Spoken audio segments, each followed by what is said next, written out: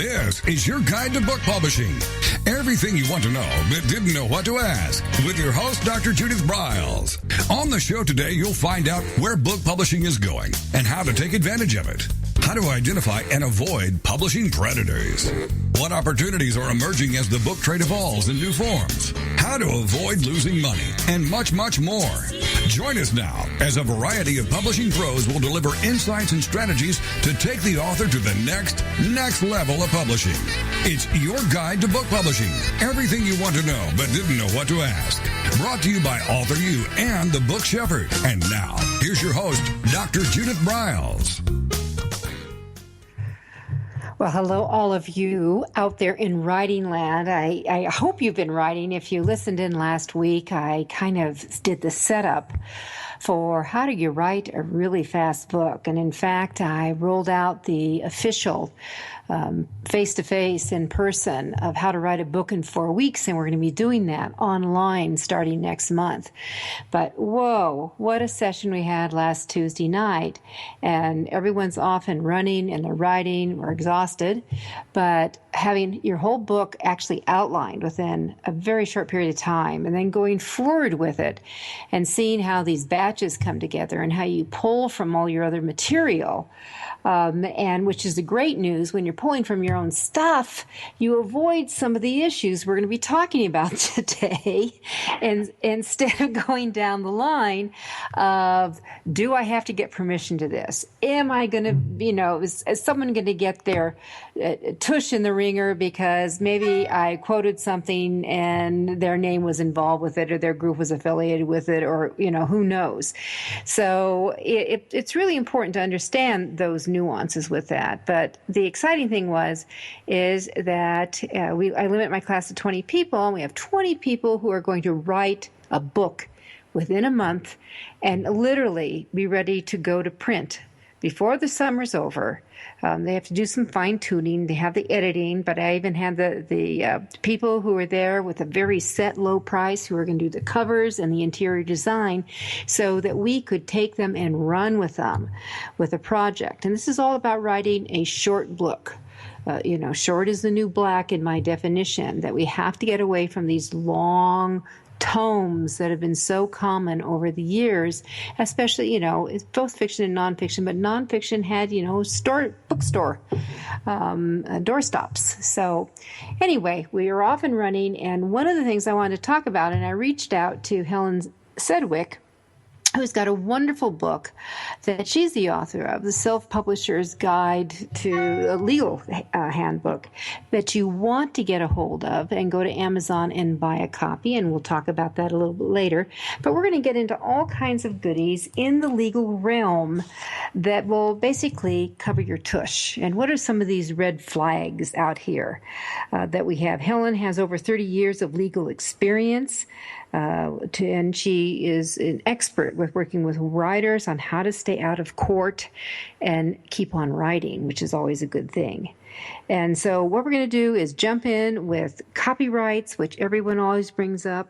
What it is, where am I protected, where am I not? We're going to talk about some of the messy contracts that both of us have seen people get into, authors get into, because of ignorance, of being naive, of rushing to publish, of desperation, of just not knowing any better. And so with that, Helen, let's just jump into this. Welcome to AuthorU, your guide to book publishing.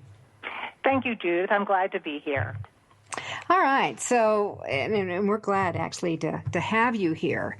And, one of the things that you said when you and I were talking is that writers assume that their biggest risk are defamation claims, and they really aren't. So why would so many be worried about that?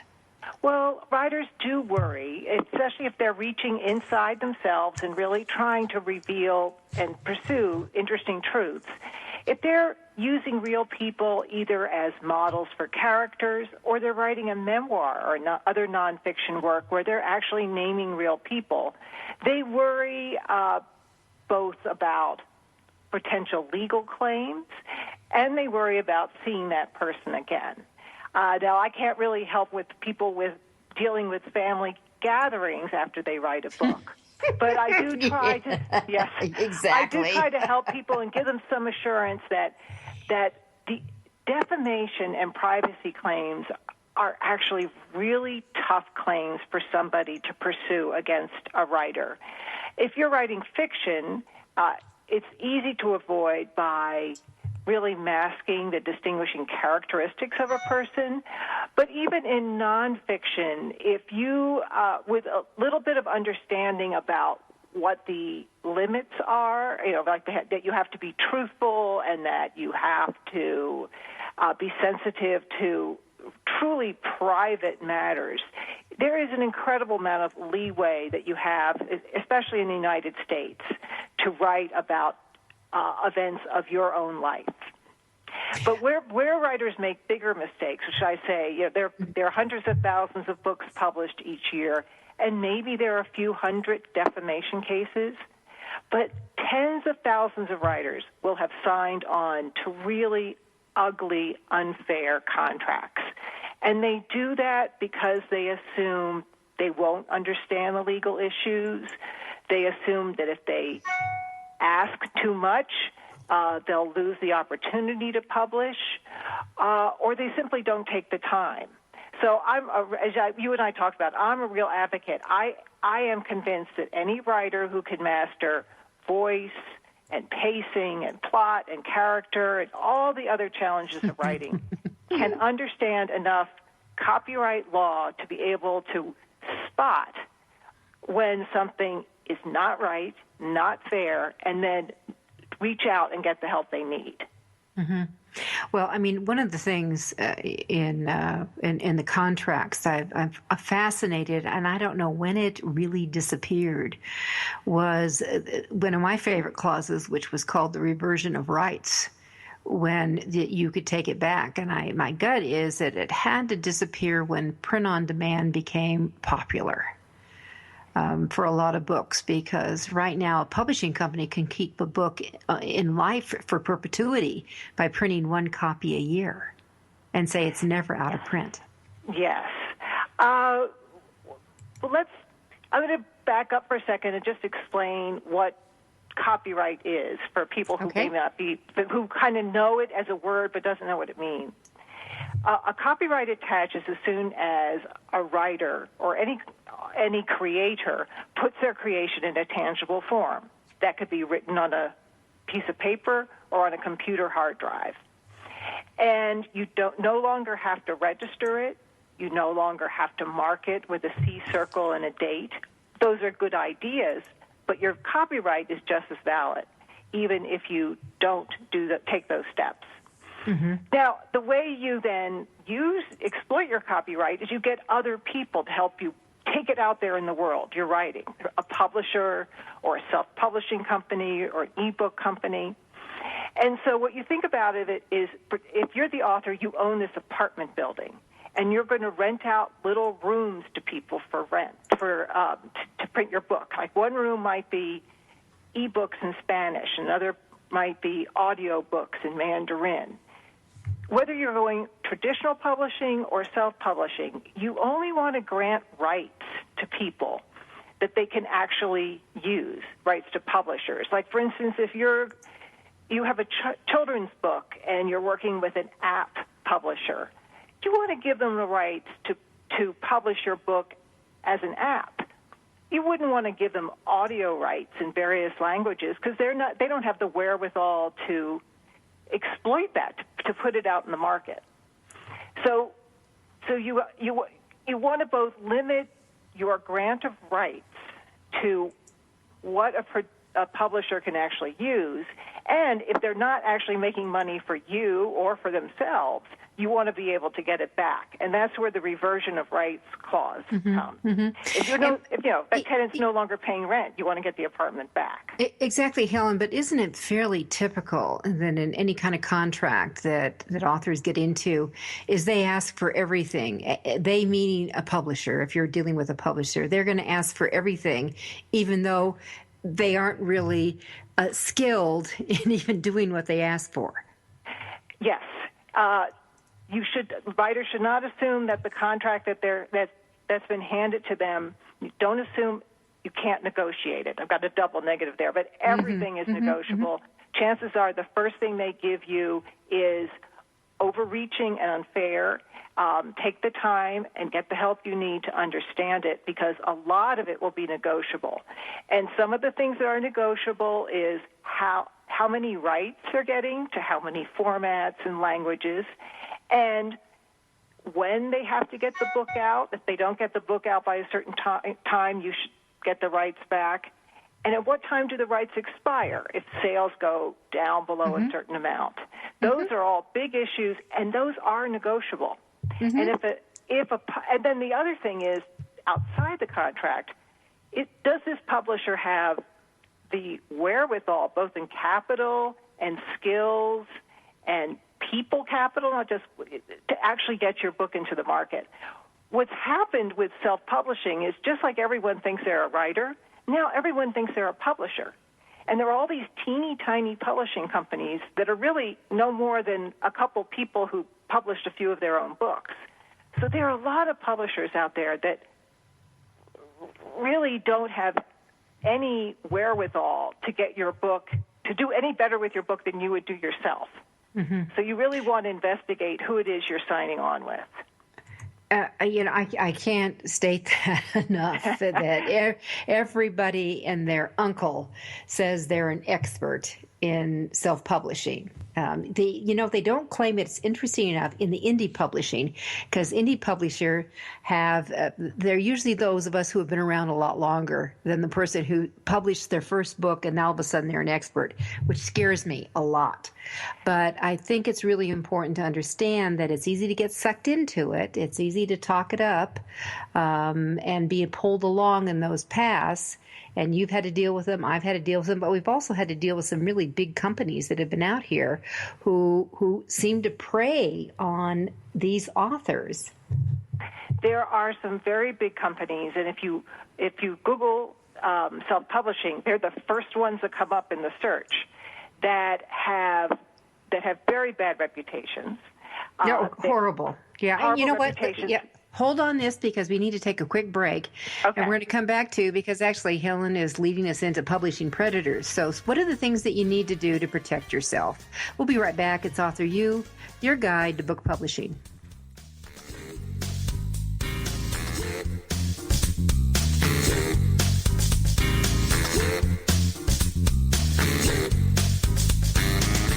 This is your guide to book publishing. Everything you want to know but didn't know what to ask. With your host, Dr. Judith Briles. And we'll be right back with more great information right after these. Many of us have dreamed of writing a book. Some of us even have. Then the hard work starts. You'll need an editor. Who will design the cover or typeset the pages? Who will format the ebook? If you're a business owner, consultant, or coach with a serious message and expertise to share, the team of experts at 1106 Design can guide you through the maze. They've helped more than 1,000 authors create top-quality books and avoid the not-so-reputable self-publishing companies. Learn more at 1106design.com. Then call Michelle at 602-866-3226. 1106 Design.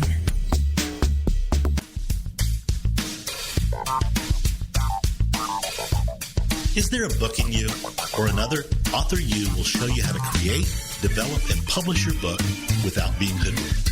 If you already have a book out, you'll find a supportive and brainstorming community that's connected and creative no matter where you live. AuthorU brings in national experts for its book camps and annual author extravaganza held each May. It has regular meetings and delivers webinars for its members on timely topics. Through AuthorU's extensive network, members enjoy exclusive benefits, including significant discounts for a variety of services necessary to publishing. The Resource, its online book publishing news magazine, is content-heavy and it's free. If you want to create a book that has pizzazz, punch, and panache, AuthorU is for you. If you're a hobbyist or a casual author, it's not. Join AuthorU today through its website at AuthorU.org. Follow AuthorU on Twitter at AuthorU and on Facebook at AuthorU, where timely author and publishing tips and articles are posted daily. AuthorU, where the author goes to become seriously successful.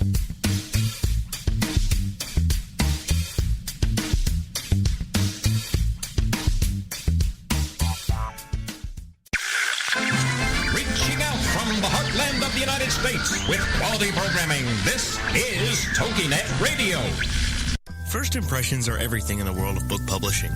Whether your book is an ebook, a print version, or both, your book cover needs to pop, sizzle, and sparkle to immediately capture the attention of your audience. And your book's interior needs to be just as dynamic and reflect the professionalism your readers demand.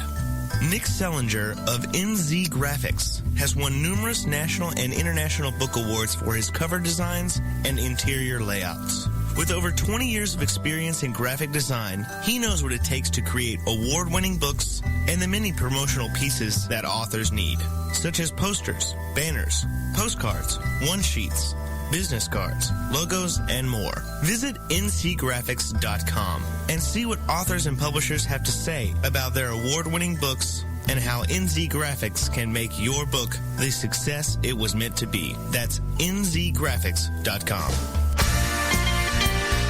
Welcome back to your guide to book publishing. Everything you want to know but didn't know what to ask. If you want to write and publish a book, if you want to be successful as an author, your guide to book publishing, everything you want to know but didn't know what to ask, is for you. Stay tuned and you'll hear about statistics, scenarios, and strategies on what to do now to get you published. So let's get back to the show. And here again is your host, Dr. Judith Briles. With me today is Helen Sedgwick. She is an attorney specializing in publishing related items for authors and writers. She's also the author of an excellent book. I'd recommend all of you take your happy fingers over and click on Amazon and order a copy of the Self-Publisher's Legal Handbook. And I have to tell you, I had a copy and I loaned it to someone and I haven't seen it back, which was a mistake. I know better than to do that. You shouldn't loan books unless you're willing to give them away. So, I have to get my copy, so I'll be doing that also when the hour's over. But one of the things is you need to understand, Helen's talking about the value of copyright. So, Helen, before we jump into the predators, what is copyrightable? What is copyrightable is your writer's manuscript. Mm-hmm. What's not copyrighted, which people understand, you've written this work, it's how you've expressed your story. Yes. Now, what's not copyrightable is the basic idea of your story. Like if you're writing a love story, anybody else can write a love story, even a love story with some of the specifics of yours. So, what's also not copyrightable, which is a little easier to talk about, are stock characters. Like if you have the damsel in distress or the handsome but dull hero, those kind of stereotypical characters cannot be copyrighted.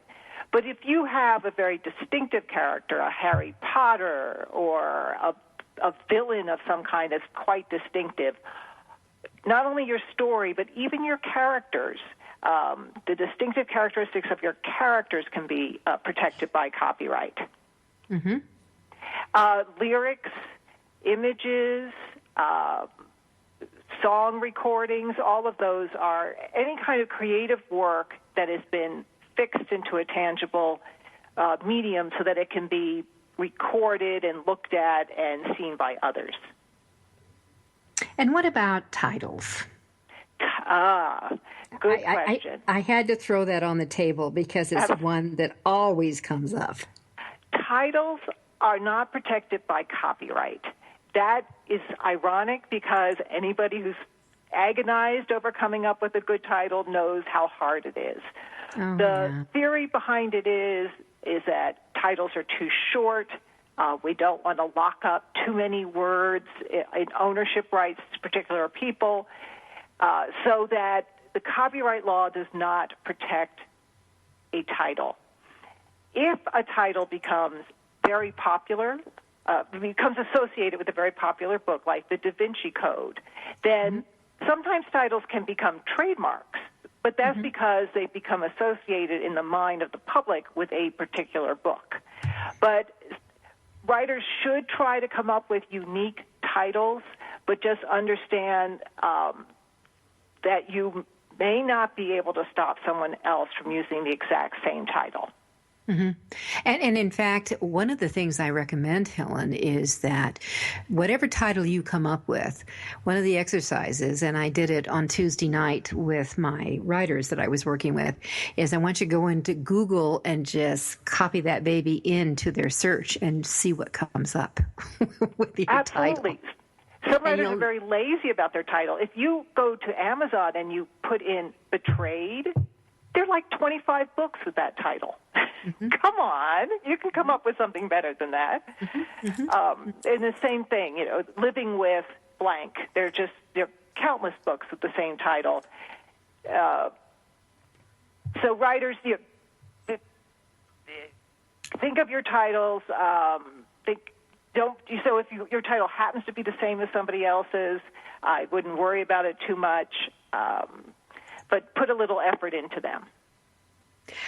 But also pay attention to what Helen said, that if it becomes associated with you and it becomes a banner, a tag, you might want to really go after and get the federal trademark. And my friend Susan Rowan, who really wrote one of the first books on how to work a room, which was the title, How to Work a Room, and it's just had its 25th anniversary with a huge new edition, was able to get the federal trademark for that. Yes. If that's one of the prizes of success, I hope all of our listeners have this problem. If you have that problem, then it's time. You could probably get the registration yourself, but then you could also hire a trademark lawyer or some kind of trademark paralegal or service that can help you get the registration. Mm-hmm. Mm-hmm. Yep. And because it is a pain in the tush. I've gone through it. It's a pain in the tush. All right. Yeah, it's filling out forms. Yes. Yes, yeah. Oh, well, it's the government. and I think people who go into law have more of a mentality than I do in dealing with that. I could have been a judge, but a lawyer, I'm not sure. Okay, so predators. What are some of the commonalities that you are seeing that may be a little bit different than, you've been in, you've got over 30 years of legal experience. What's changed? Why are there so many of them? Oh, writers are easy marks. A lot of people, they're writing as is there something they're doing on the side.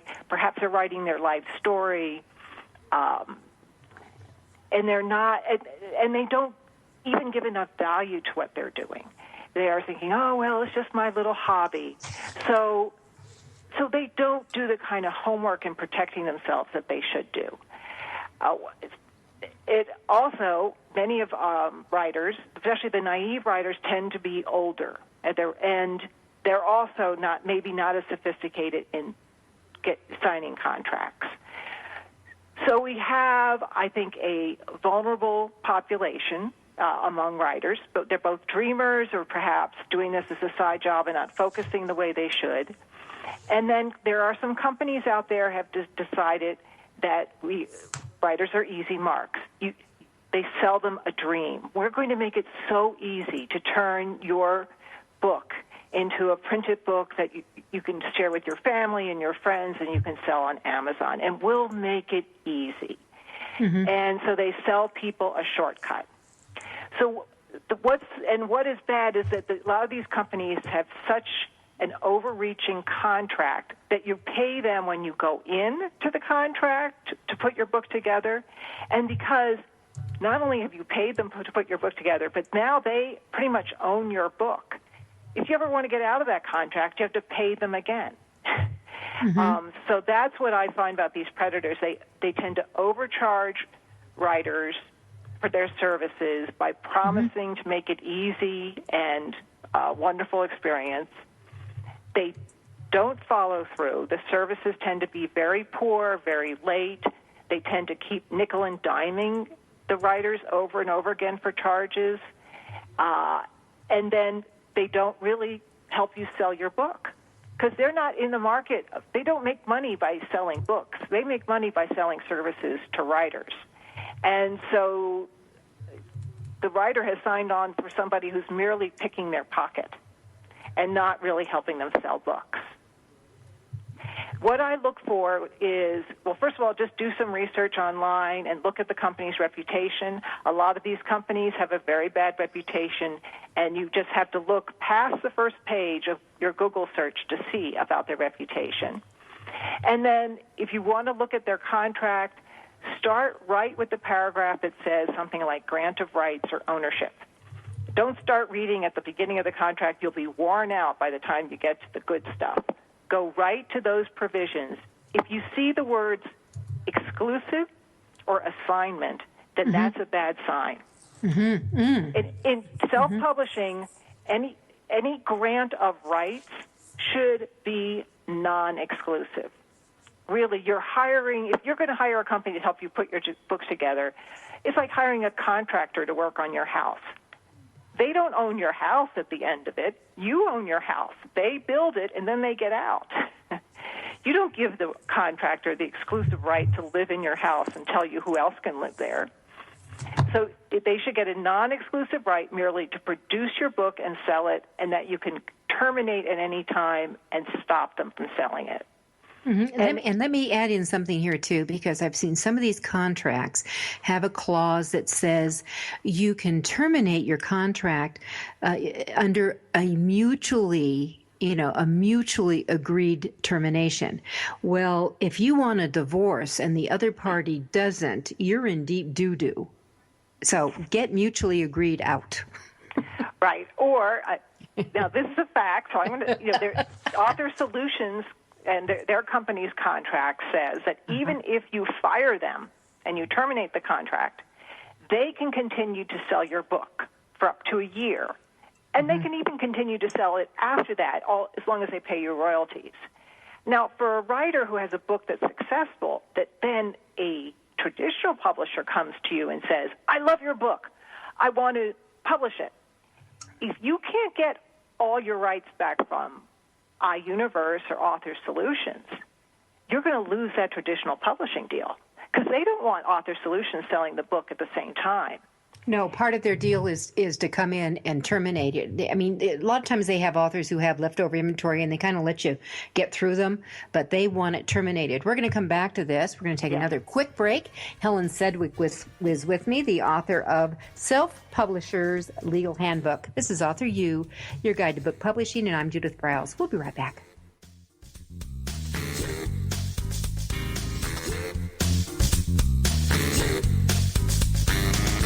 This is your guide to book publishing. Everything you want to know but didn't know what to ask. With your host, Dr. Judith Briles.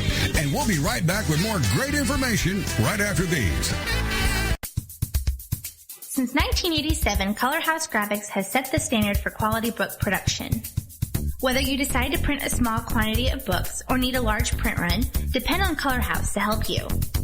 You'll receive professional help and advice the moment you reach one of our representatives. If you mention hearing about us on your guide to book publishing with Judith Briles, we will provide you a discount on the first order you place. To speak with a project manager, call us toll-free at 800-454-1916 or visit us at www.colorhousegraphics.com.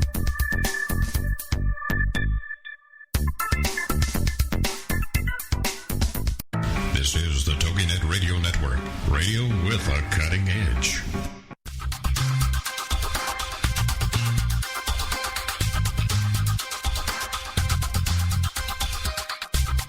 When Ned Thompson and Harry Shore started Thompson Shore in 1972, they believed employees with great character would make up the best company. They were right.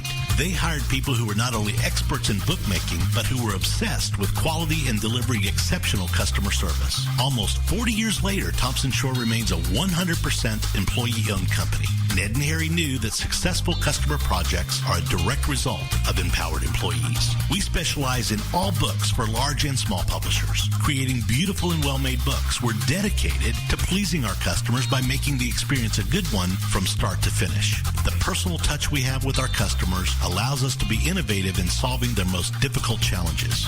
Our platform also ensures that we can remain flexible to meet our customers' unique needs and expectations. Our marketing kit can create buzz for your title title, Enhancing the Promotion of Your Book During Infancy. When you need to test the market to gauge your future sales, we can provide digitally printed books that will transition seamlessly into a larger offset run. From ebook to hard copy to delivery, our skillful customer service teams are at the ready to answer your most pressing question. At Thompson Shore, we know that making the highest quality books requires more than just best technologies. It requires superior customer service, professionalism to the trade, and commitment to environmental and social values. With these standards of excellence in place, you can be sure that we will always help you put your best book forward.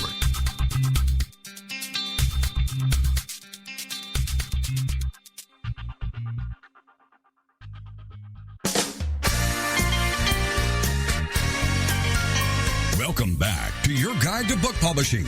Everything you want to know but didn't know what to ask. Coming up, you'll hear more about statistics, scenarios, and strategies on what to do now to get you published. So let's get back to the show. And here again is your host, Dr. Judith Briles. At last year's, or I should say this year's, but in our last AuthorU extravaganza, we had a couple of people who were actually agents and had a couple of their authors there because they wanted to learn about marketing and the like. And one of the things that one said to me, it says, there's so much about being an independent publisher and all that. And I said, the reality is that you have to know everything we're talking about. I don't care if you go with traditional or non-traditional. There are pitfalls everywhere you can go. And you've got to really understand that. And these authors need to know how to market themselves because they're in, you're leaving them down in disillusion if you think they're going to be a kept author because it doesn't work that way anymore. And one of the things is really to understand these things to look for that Helen Sedgwick is really pointing out. I mean, just that simple word, non-exclusive, is so critical because they will ask for your firstborn and your puppies too, if they could. Is that not right, Helen? Yes. In traditional publishing, you will be giving a publisher some exclusive rights. Mm-hmm. But as I said before, you want to limit those rights to what that publisher can actually use to both your benefit and the publisher's benefit. And you want those rights to revert back to you if the publisher isn't either getting your book out or goes bankrupt or is no longer doing a good job selling your book.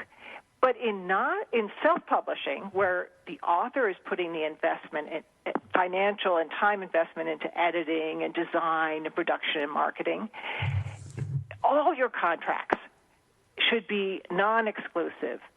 There are some instances where you might have an exclusive contract if you're getting particular services from a supplier, but then it should be easy to terminate and get those rights back.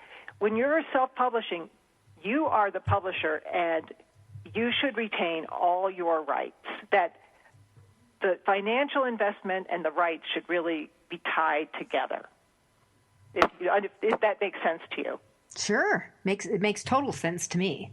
Yes, yeah. Among the things writers need to learn when they're going into this business is some of this legal vocabulary. It is very learnable. There are a lot of resources out there for writers to learn how to do this and to not be intimidated by it. Which is just so critical. Oh. It is so critical. Yeah. And when I hear, yes, it can seem overwhelming, but just like writing a book before you start seems overwhelming. But you learn if you take it page by page, word by word, you do get from the beginning to the end. And the same thing with the process of publishing, whether it's self-publishing or traditional publishing. Take it in small bites, make sure you understand and you get each bite right, and you will get to the end and understand it. Which makes all the difference in the world. And, by the way, Helen Sedgwick is our guest this hour. She is the author of the Self-Publisher's Legal Handbook, of which, during the last break, I went and bought another copy for myself on Amazon. And I want you all to know that this book has been out for well over a year, and it is still number 2 in books for intellectual property. And the only one ahead of you is about patents, Helen. Oh, well... There you go. There are a lot of geeks out there going for patents. So there you go. All right. So this is the book to get if you're dealing with publishing and writing. You want to get Helen's book, the Self-Publisher's Legal Handbook. And even if it says Self-Publishers, a thinking book, if you are a writer, this book is also for you. So don't stay away from that. All right. So let's jump on some other things. Is there anything else that we should be looking at for some of the predators that are naivete? I'm going to say we're naive, we're ignorant, we don't know any different, that will show a quick red flag. There's a new form of publishing company popping up called a hybrid publisher. Oh, yeah, they're out there. Mm-hmm. Yeah, they're out there where the author pays some money for editing and design services, but maybe it's a little bit less, and then the group called the hybrid publisher or a partner publisher, they have different names. They get somewhat of royalty, a bigger percentage of sales, and they get an exclusive right for a period of time. I'm very uncomfortable with those contracts. Somebody might be doing it right, but everything I've seen so far, it seems very much like people are setting up this publishing company in their garage, and they're trying to do it on the cheap. And I know Jane Friedman just wrote an article about hybrid publishers and some of her guidelines on how to evaluate whether it's a good idea. But in my view, if a writer's going to be self-publishing and paying all the money to turn the manuscript into a book, really the author is better at being there, doing it themselves, or hiring someone like you, Judith, to help them, coach them through this process. That ultimately you're going to have more control and get a lot more satisfaction, both financial and emotional, if you maintain control over your work. You know what? I'm going to give you a little side note. There's someone I have a 2-hour slot with her tomorrow morning who came to me who was working with one of the hybrids and going on, and they came up with her print bids, and there was just, I think, whatever they had, maybe they just gave her a bid. And I said, oh, for God's sakes, I'm going to let, I know the pages. Let me go out. I'm going to get specs. I'm going to go to five of the people that I work with. Our print bids came in, Helen, 50% less than what they were being quoted. And so I'm telling you, and plus, as soon as I get them, I just forward them to the client. And I said, one of the differences is when you deal with someone, and there's people like me out there, we don't add on money on top of it, which I know for sure that's what's going on.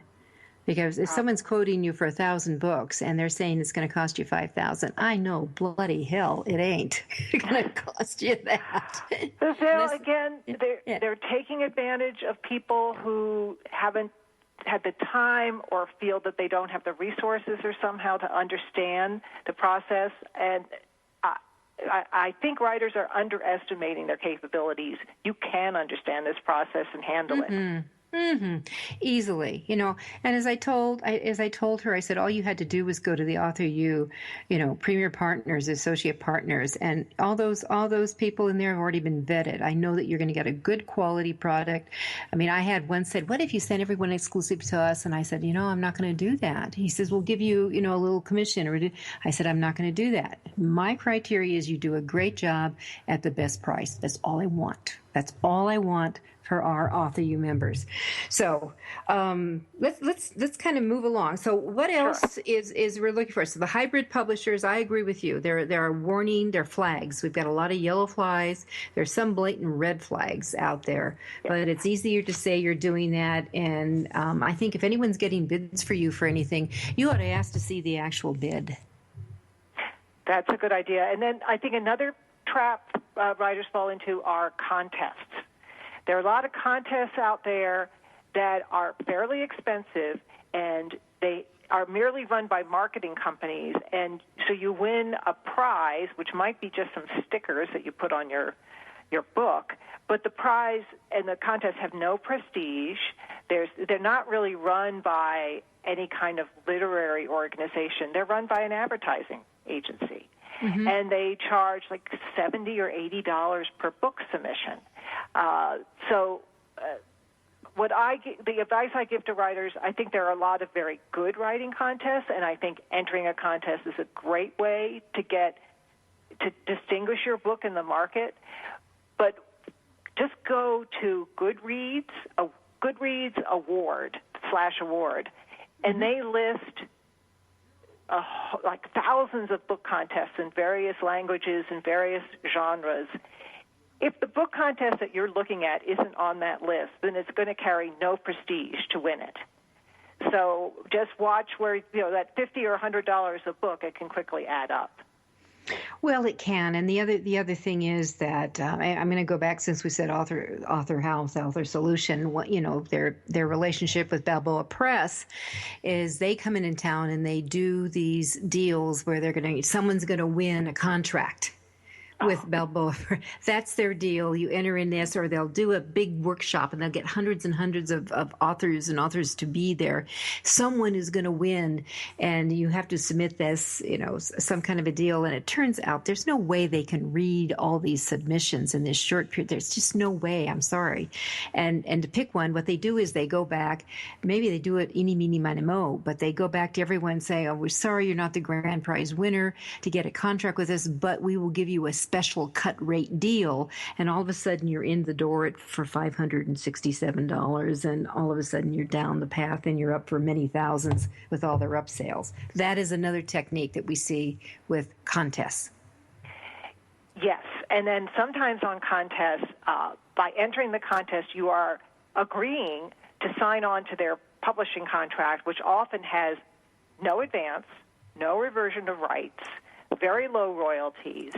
And this is the prize. The prize is you are forced into this perpetual publishing contract with a publisher with a bad reputation. That's not a prize I want to win. Mm-hmm. Mm-hmm. No. So that's another problem with contests. Yeah, we actually did, AuthorU did the Draft to Dream book publishing contest, and we had 4 grand prize winners, and it was a $99 entry, which is on your higher end. We had 4 grand prize winners, and they each got a full publishing of their book, but they control it, not with a company. They got the designer, they got the interior designer, they got the editing, they got the Ingram, they got everything with that prize. 4 of them did. That's it's huge. Yeah. And there are many great contests out there. But again, just writers need to do their homework and do a search online and put the name of the contest in there and see what people are saying about it. Not everybody has your best interest at heart. I know, they have to remember that. All right, when we come back, we're going to talk about defamation and privacy and some of these scary things that go along with it. So how do you keep yourself out of deep doo-doo if you're going to use your name or somebody else's name in your writing? This is AuthorU, your guide to book publishing, and Helen Sedgwick is our guest. This is your guide to book publishing. Everything you want to know but didn't know what to ask. With your host, Dr. Judith Briles. And we'll be right back with more great information right after these.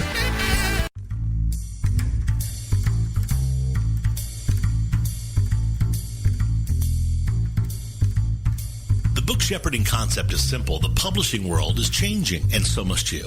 You need an experienced shepherd and a guide to partner with you as you create, strategize, develop, publish, and achieve your publishing goals. You can't do it alone without paying the price. You can spend your money creating a book that turns out to be so-so, or you can create a book that looks and feels classy, builds your brand, and is a financial success, a bestseller. It's your choice. You choose. You need the book shepherd. Publishing is riddled with obstacles, sometimes nightmares for the author. You don't need problems. You want solutions. Dr. Judith Briles will shepherd you through the maze and the chaos. At times, she's had to step in and rescue a book that has been sabotaged by a publisher or by a publishing service provider, or sometimes even the author themselves. Judith Briles is the book shepherd if you want to create a book with no regrets. Give her a call today. 303-885-2207. That's 303-885-2207. Or email her at judith@briles.com. By the way, Briles is spelled B-R-I-L-E-S. Follow Judith on Twitter at My Book Shepherd and on Facebook at The Book Shepherd.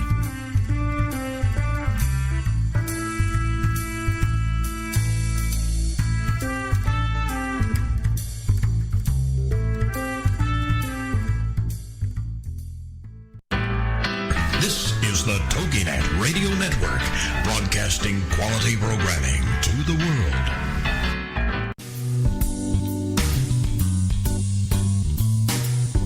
At Total Printing Systems, customer service is our priority. We are located in Southern Illinois. Our employees have an average of 18 years experience and know that customer relationships are important to our continued success. We have been a short-run book printer for nearly 40 years and always stay at the forefront of technology. Our niche is from 1 to 5,000 copies. Today, we offer digital, black and white, and 4-color high-speed inkjet printing, a cost-effective way to introduce color into your short-run titles. We, of course, offer traditional offset printing as well. Bindery is done in-house, from adhesive case binding to PUR perfect binding to mechanical binding of all types, including side sewing. We provide warehousing, kitting, distribution, inventory management, a new print-on-demand facility, streaming browser-based ebooks, and bookstore. Call us at 1-800-465-5200 for a quote on your next book project. You can also visit our website at www.tps1.com. Welcome back to your guide to book publishing. Everything you want to know but didn't know what to ask. If you want to write and publish a book, if you want to be successful as an author, your guide to book publishing, everything you want to know but didn't know what to ask, is for you. Stay tuned and you'll hear about statistics, scenarios, and strategies on what to do now to get you published. So let's get back to the show. And here again is your host, Dr. Judith Briles. Well, we're talking legal stuff for authors and writers today. With me is Helen Sedgwick. She's the author of the Self-Publisher's Legal Handbook, which I highly recommend. And while we were on the air, I actually bought a second copy for myself. And we wanted to spend this last segment talking about maybe some copyright infringement options. What do we do when we know it's blatantly there? And maybe how to tell. And secondly, the whole issue of defamation. How do we protect ourselves if we go down that path? And what exactly is it and is not? So, Helen, I'm going to toss the ball to you on that one. On defamation? Sure. Let's talk about defamation. The legal definition is defamation is a false statement of fact about an identifiable person that's published or disseminated and causes reputational harm. And if that target is somebody in the public eye, the writer has to have made the statement pretty much knowing that it was false or being really recklessly disregarding that it might be false. Defamation is an incredibly hard case for somebody to win. Like if a writer defames somebody, it is very hard for that person to win. It happens. And when it happens, usually I say that the rule of thumb I have is a combination of money and emotion. The more emotion that's involved, the more money that your target has, the more likely you are to get sued. Now, you're probably not going to get sued by a family member because by the time they hire attorneys and prove damages, etc., it's not going to be worth their while to go to court. They may threaten, they may be very upset, but litigation is an incredibly expensive process, very stress-inducing, and most people, when it comes right down to it, decide they have better things to do with their lives. If a writer is going after, I say, big agriculture, big drugs, Wall Street, City Hall, if you're going after a target with a lot of money or power behind them, then you should have your manuscript vetted by an attorney. An attorney should be part of your team if you're going after anybody with significant pocketbook to come back after you. It's just part of the package of your team along with your publisher. You also should look into insurance. You can buy media perils insurance or even business liability insurance. And what's great about insurance is the insurance company hires the attorneys to defend you. And that's even on a case that's kind of outrageous that someone doesn't really have any legitimate reason to complain, but they are just kind of crazy and are suing you. Insurance can be a very good option. Most writers don't need it. They're not writing something that has a defamation risk involved. But for writers who are writing the cutting-edge book going after somebody, they need to educate themselves on the risks. Mm-hmm. And what about people, Helen, that, people will go through, you see these in gossipy stuff, that what page am I on in there? Or it could be that whatever character you develop, people are someone maybe so paranoid or is so convinced that you have written about them, somehow you've crossed them in a path. Is there any way to protect yourself? From the crazies? No, unfortunately. Insurance, you can buy, in many states you can buy a business liability policy for $500 to $700 a year, on which you have to decide whether you want that will protect you against the crazies or negligent defamation. Not intentional, but if you said something that you didn't intend to be identifiable as somebody, you could get some insurance coverage. If you are writing a memoir about family members or real people, you really need to explore the truth, both your truth, their truth. I mean, if you're really writing a good memoir, often what happens is you find some compassion even for your enemies. And by the time you're finished with your book,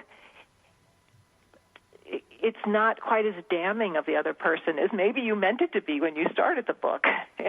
As I call it, the getting even book. Hopefully the getting even book you should write with passion, then put aside, and then edit with a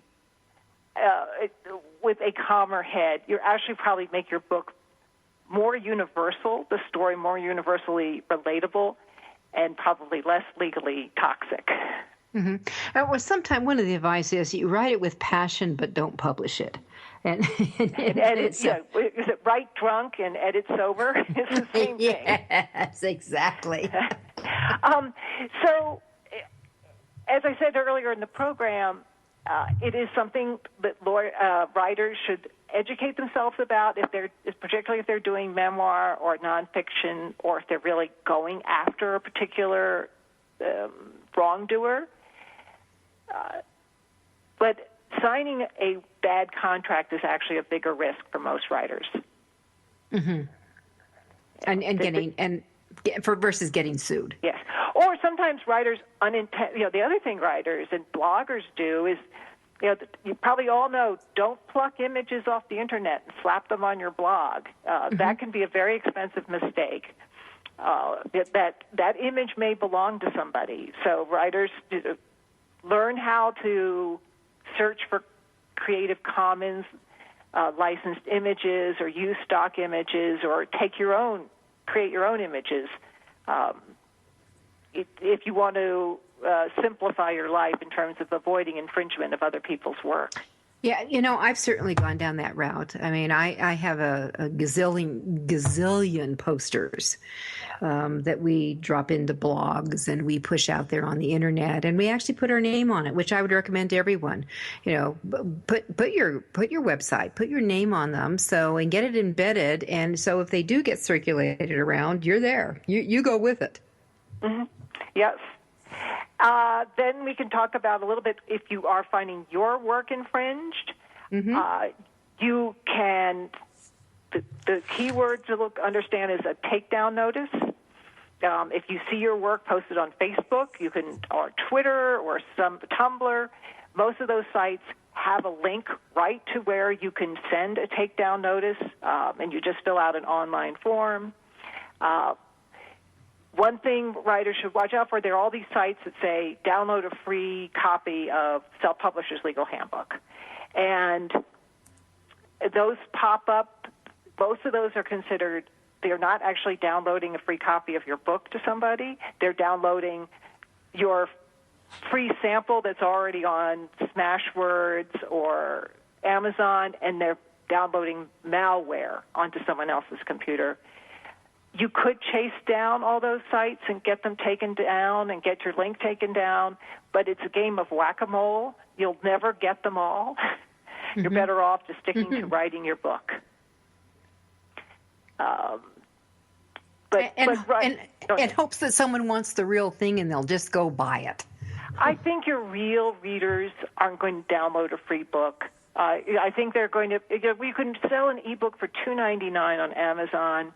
Most people are willing to pay $2.99 or $4.99 or even $9.99 for a good read. They are, and they're the readers you want anyway. The super fan, exactly. Yeah. All right. So in that, one other thing we haven't covered is the whole music industry, which really is aggressive in going after people who use their lyrics. So is there any loosening up? Because there was something that just came along, like Taylor Swift was out there and angry at Apple for doing something. I didn't read it all up, but something, their new contracts, or they're not paying the artists what they should be paying them. Do you know anything about that? This is about streaming, and that streaming. All right. If you have on subscription services, the artists just get paid so little. So she just yanked all of her music off the subscription services. So you have to actually buy her albums, and you can't get them streamed anymore. That's a battle between the power of the artist versus the power of the distributing company, the Amazons or the Apple, the iTunes stores. And it will be interesting how that plays out. But about using lyrics, if writers using lyrics, I have a free download on my website at helensedwick.com under resources, and it's how to use memorable lyrics without paying a fortune or a lawyer. And also there's one, how to use eye-catching images without paying a fortune or a lawyer. They cover some basics about what fair use is, what public domain is, and if you do need to get permission because there's lyrics or an image that's owned by somebody that you definitely want to use, how to find out who that person is and how to ask for permission. So I get these questions a lot, so I just wrote a free handout for people to help them through that process. Well, I'm going to go to your website and actually link to that, because I think that's a good idea for me to write a blog about that, because it is a constant question. And it's an idea. So I hate to say this, we're going to have to wrap up. So giving Helen's thank you to her, and her website, Helen Sedwick, SEDWICK.com. Go to it, sign up for a blog, excellent blog, and get those 2 PDFs dealing with lyrics and how do you find them and the images. Great idea. Thanks, Helen. Let's have you back. Thank you. All right, so happy writing and publishing to everyone. This is Judith Briles. Next week, we're talking about foreign rights. Thank you for being a part of Your Guide to Book Publishing. Everything you want to know but didn't know what to ask. With your host, Dr. Judith Briles. Each week of